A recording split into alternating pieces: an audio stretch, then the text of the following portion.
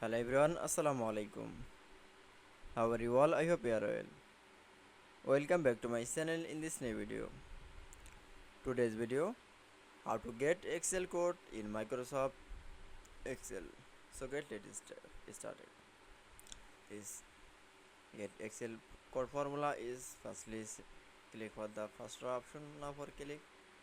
Then keyboard press from the equal. Now write from the code.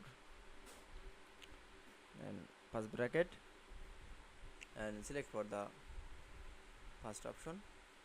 Now keyboard press from the enter. Let's select the all A to Z.